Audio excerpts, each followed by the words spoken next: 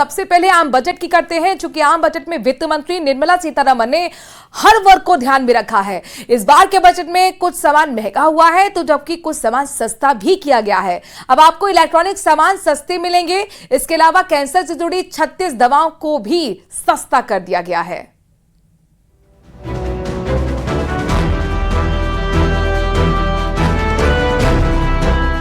महिलाओं, युवाओं और किसानों को फोकस करते हुए बजट में जनता को सरकार के कई और तोहफे भी दिए गए। इस बार के बजट में सरकार महंगाई और टैक्स के मोर्चे पर लोगों को राहत देने की कोशिश की है। आम बजट में क्या हुआ महंगा, क्या हुआ सस्ता? अगर आप मोबाइल फोन, टीवी और इलेक्ट्रिक कार्स लेने की सोच रहे हैं तो इस बार के बजट में आपको बड़ी राहत मिली है, जिसके चलते मोबाइल, टीवी, इलेक्ट्रिक कार जैसे सामान सस्ते हो जाएंगे। सरकार ने 82 सामानों में से सेस हटा दिया है, जिसका असर सामानों की कीमत पर पड़ेगा। अब आपको कपड़े और लेदर का सामान सस्ते दामों में मिलेंगे। To provide relief to patients, particularly those suffering from cancer, rare diseases and other severe chronic diseases, I propose to add 36 life-saving drugs and medicines to the list of medicines fully exempted from basic custom duty. Modi सरकार के तीसरे कार्यकाल के पूर्ण budget में सरकार ने mobile phone, TV, electric vehicle, LCD, LED, EV battery, Bharat में बने कपड़े, समुद्री उत्पाद, फ्रोजन मछली का पेस्ट, हैंडीक्राफ्ट प्रोडक्ट्स, चमड़ा, कमर्शियल एलपीजी सिलेंडर के दाम, मेडिकल उपकरण, टेलीकॉम उपकरणों पर बीसीडी घटा, कैंसर की 36 दवा, 6 जीवन रक्षा दवा। Specific proposals to provide relief to patients, particularly those suffering from cancer, rare diseases and other severe chronic diseases, I propose to add 36 life-saving drugs and medicines to the list of medicines fully exempted from basic custom duty. अगर इस budget में उत्पादों के महंगा होने की बात करें तो जानकारी के मुताबिक सरकार इंटरैक्टिव फ्लैट पैनल डिस्प्ले पर मूल सीमा शुल्क को 10% से बढ़ाकर 20% करने वाली है, लेकिन सरकार ने 82 सामानों से सेस हटाकर मध्यम वर्ग को राहत देने का काम किया है। Bureau report, news 18, Rajasthan.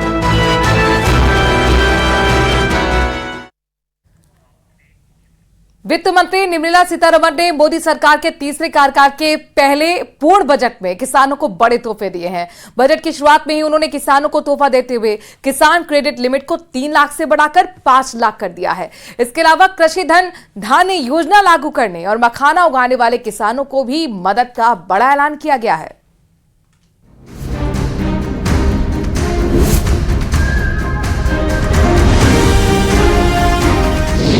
आम बजट में किसानों को सरकार का तोहफा।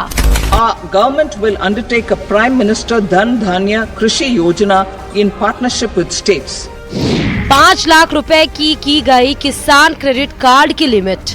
The loan limit under modified interest subvention scheme will be enhanced from 3 lakh rupees to 5 lakh rupees for loans taken through the KCC. Bihar में मखाना बोर्ड के गठन का ऐलान। For the people of Bihar, a Makana board will be established in the state to improve production. Modi सरकार के तीसरे कार्यकाल का पूर्ण बजट पेश करते हुए वित्त मंत्री निर्मला सीतारमण ने इस विकसित भारत के संकल्प का बजट बताया। उन्होंने बजट की शुरुआत में ही इसे किसान, गरीब और महिलाओं को केंद्रित करने वाला कहा। उसकी झलक बजट में साफ दिखी। वित्त मंत्री निर्मला सीतारमण ने सबसे पहले किसानों को बड़ा तोहफा दिया। अब किसान क्रेडिट कार्ड के लिमिट को 3 लाख रुपए बढ़ाकर 5 लाख रुपए कर दिया गया है, जिसका सीधा फायदा किसानों को मिलेगा। Kisan credit cards facilitate short-term loans for 7.7 crore farmers, fishermen and dairy farmers. The loan limit under modified interest subvention scheme will be enhanced from 3 lakh rupees to 5 lakh rupees for loans taken through the KCC. सरकार की तरफ से किसानों को फायदा पहुंचाने के लिए किसान क्रेडिट कार्ड की शुरुआत 1998 में भारत सरकार, भारतीय रिजर्व बैंक और नाबार्ड के साथ की गई थी। इस कार्ड के जरिए किसानों को सस्ते ब्याज दर पर लोन उपलब्ध कराया जाता है। खेती के अलावा मछली पालन या पशुपालन करने वाले लोग भी इस कार्ड के लिए अप्लाई कर सकते हैं। किसान क्रेडिट कार्ड की लिमिट बढ़ाने के अलावा वित्त मंत्री के पिटारे से किसानों के लिए और भी कई तोहफे निकले, जिसमें 100 जिलों में कृषि योजना को बढ़ावा दिया जाएगा। किसानों की मदद के लिए बिहार में मखाना बोर्ड का गठन होगा। किसानों को खेती के लिए उचित मुआवजा देंगे। पीएम कृषि धन्य धान्य योजना लागू करेंगे। पूर्वी भारत में यूरिया प्लांट खोलने की योजना। यूरिया आपूर्ति को बढ़ाने के लिए असम के नाम रूप में 12.7 लाख मीट्रिक टन की वार्षिक क्षमता वाला एक संयंत्र स्थापित किया जाएगा। सब्जियों फलों का उत्पादन बढ़ाने के लिए कार्यक्रम शुरू होंगे। कपास उत्पादकता को बढ़ावा दिया जाएगा। सतत मछली पकड़ने को बढ़ावा दिया जाएगा। राष्ट्रीय उच्च पैदावार बीज मिशन शुरू होगा, जिसके तहत बीजों की 100 से ज्यादा किस्मों को उपलब्ध कराया जाएगा। बिहार के किसानों के लिए स्पेशल पैकेज का ऐलान किया है। Prime Minister Dhan Dhanya Krishi Yojana, developing agri districts program. Motivated by the success of the aspirational district program, our government will undertake a Prime Minister Dhan Dhanya Krishi Yojana in partnership with states. The loan limit under modified interest subvention scheme will be enhanced from 3 lakh rupees to 5 lakh rupees for loans taken through the KCC. आम budget में सरकार ने किसानों को कई बड़े तोहफे दिए हैं। उम्मीद है कि सरकार के ऐलान से किसानों को आर्थिक लाभ होगा और आमदनी भी बढ़ेगी। Bureau report, news 18 Rajasthan.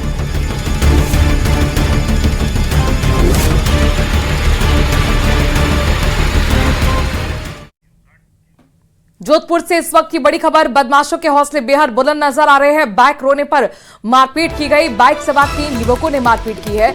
बदमाशों ने मिलकर शख्स की पिटाई कर डाली। घटना का वीडियो सामने आया। 12वीं रोड क्षेत्र की घटना है। जोधपुर से बड़ी खबर आपको बता रहे हैं, जहां पर बदमाशों के हौसले बेहद बुलंद नजर आए हैं। बाइक रोकने पर यह मारपीट की गई है। बाइक सवार 3 युवकों ने मारपीट की। बदमाशों ने मिलकर शख्स की पिटाई कर डाली। तस्वीरें आपके सामने, जहां पर घटना का जो वीडियो है वो आपको हम दिखा रहे हैं। 12वीं रोड क्षेत्र है जहां पर यह घटना घटी है।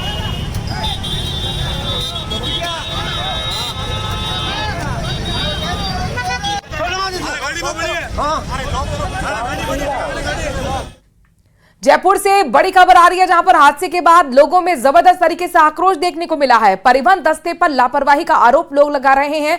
गुस्साए लोगों ने हाईवे को जाम कर डाला है। दस्ते में शामिल कार्मिकों से धक्का मुक्की तक की गई है। परिवहन विभाग ने ओवरटेक करते हुए ट्रक के आगे गाड़ी लगाई थी, जिसके बाद पीछे से आ रहे दूसरे ट्रक ने टक्कर मार दी। हादसे में चालक और खलासी गंभीर रूप से घायल हुए। सूचना पर दौलतपुरा पुलिस मौके पर पहुंच गई। अब ग्रामीणों से समझाइश का सिलसिला शुरू हो चुका है। अजमेर एक्सप्रेस हाईवे स्थित लक्ष्मी नारायणपुरा का ये पूरा मामला आपको हम बता रहे हैं। हादसे के बाद लोगों का गुस्सा जबरदस्त तरीके से सड़कों पर निकल आया। परिवहन दस्ते पर लापरवाही का आरोप लगाया गया है। गुस्साए लोगों ने हाईवे को जाम कर डाला है। दस्ते में शामिल कार्मिकों से धक्का मुक्की तक की गई है। परिवहन विभाग ने ओवरटेक करते हुए ट्रक के आगे गाड़ी लगाई थी, जिसकी वजह से बताया जा रहा है कि पीछे से आ रहे दूसरे ट्रक ने टक्कर मार दी और यही वजह है कि हादसा हुआ और चालक खलासी घायल हो गए।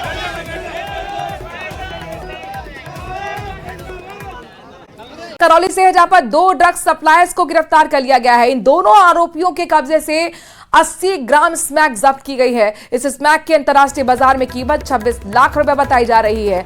इस कार्रवाई को करौली कोतवाली पुलिस, सदर थाना और डीएसटी टीम ने मिलकर अंजाम दिया है। बता दें कि पिछले 1 साल में मादक पदार्थों के खिलाफ कार्रवाई करते हुए 90 से ज्यादा मुकदमे पुलिस ने दर्ज किए, जिसमें 225 लोगों को गिरफ्तार किया गया और 1 किलो 300 ग्राम स्मैक को जब्त किया गया।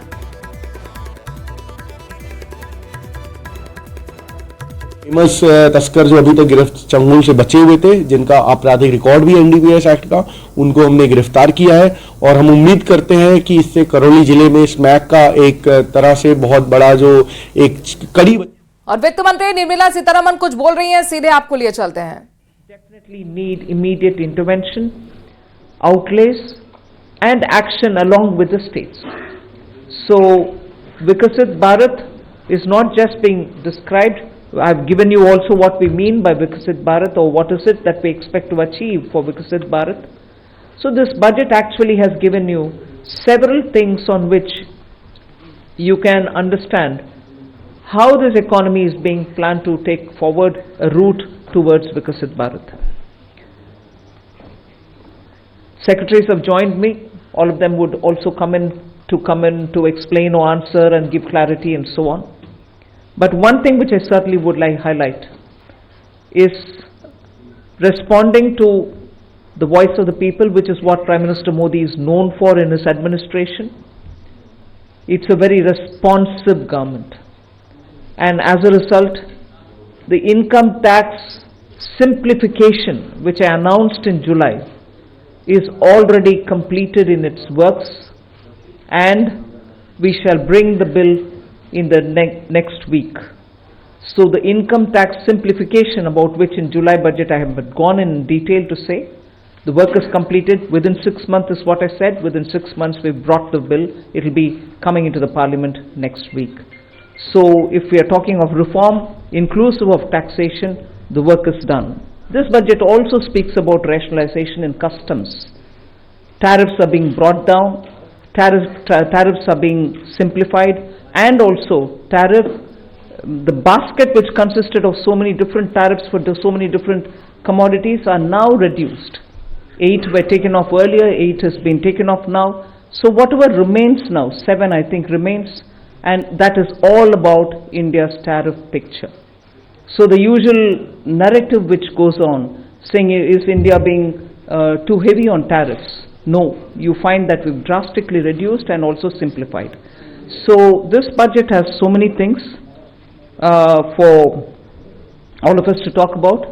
The more important thing about agriculture, which performed very well during COVID and which has contributed to India's food security, the proposals which are mentioned in this budget actually talk about everything to do with beads to bazaar, literally from the stage of seeds, hybrid seeds,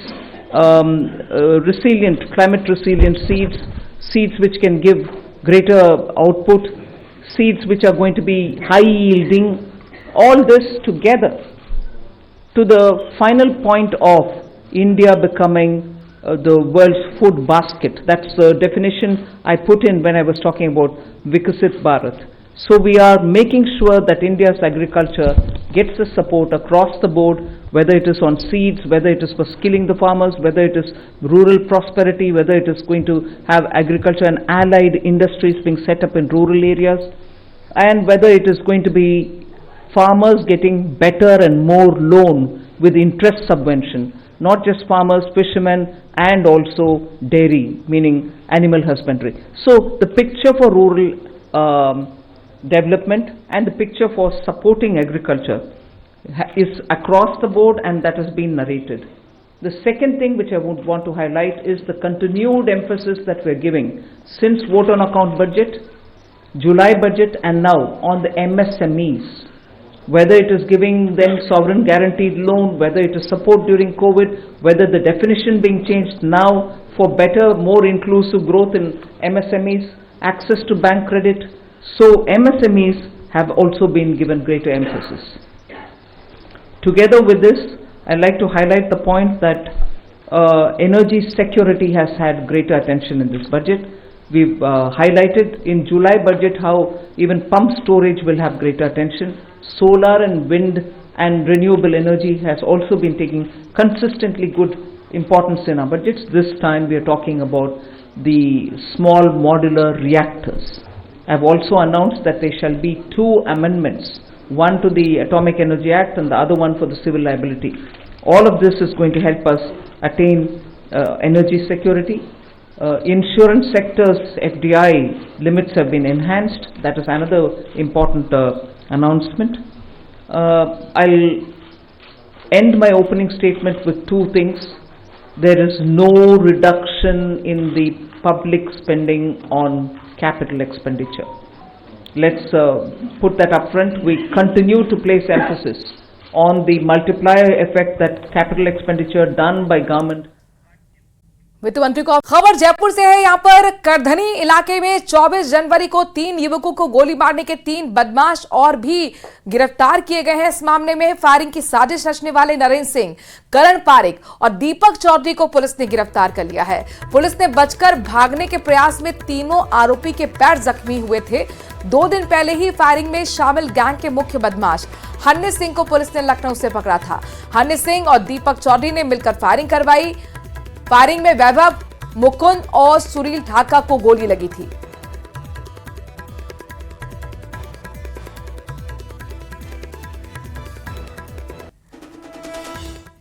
खबर दौसा से है, जहां पर रामगढ़ थाना क्षेत्र के रामनगर रेवड़ी में पिकअप से कुचलकर बुजुर्ग महिला की हत्या के मामले के सामने आने के बाद खबर यह मिल रही है कि पुलिस अब एक्शन के मोड में आ गई है।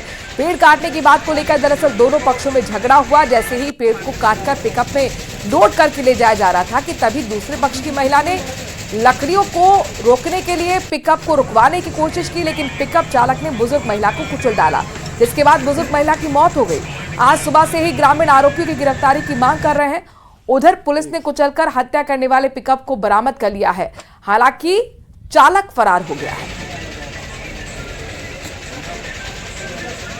ये आड़ू की पेड़ है इनका, उसको काटने के लेकर इन लोगों का विवाद था। तो जब वो लोग पेड़ काट कर ले जाने लगे तो इस महिला ने विरोध किया कि पेड़ मेरा है, आप काट के ना ले जाएं। तो उस दौरान इसने गाड़ी रोकने की कोशिश की तो उन्होंने इस पे पिकअप थी वो गाड़ी चढ़ा दी, तो उनकी मृत्यु हो गई मौके पर ही महिला की। सब को भी मोर्चरी हमने शिफ्ट करवा दिया है। पिकअप हमने जब्त कर लिया है, उसकी एफएसएल टीम उसकी निरीक्षण कर रही है। एफएसएल और एमयू टीम हमारी तरफ से आई हुई है।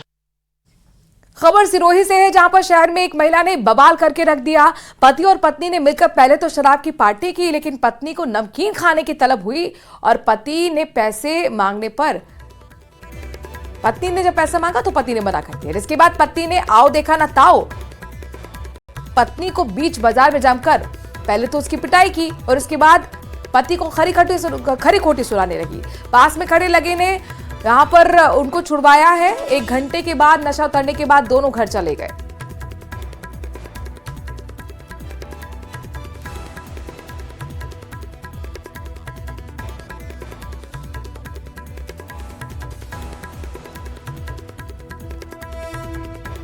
रामगढ़ निर्दलीय विधायक गणेश राज बंसल द्वारा जाट समाज को लेकर दिए गए विवादास्पद बयान ने तूल पकड़ लिया है। विधायक ने मंगलवार को कहा था कि जाट समाज ने एक जाति विशेष के रूप में मूल ओबीसी का हक छीन लिया है। इस बयान के विरोध में रामगढ़ कस्बे के तहसील के सामने शनिवार को जाट महासभा के जिला अध्यक्ष वीरेन मोड़ के नेतृत्व में समस्त ओबीसी समुदाय ने हनुमानगढ़ विधायक गणेश राज बंसल का पुतला फूंककर विरोध दर्ज कराया। विधायक के खिलाफ जमकर नारेबाजी की गई।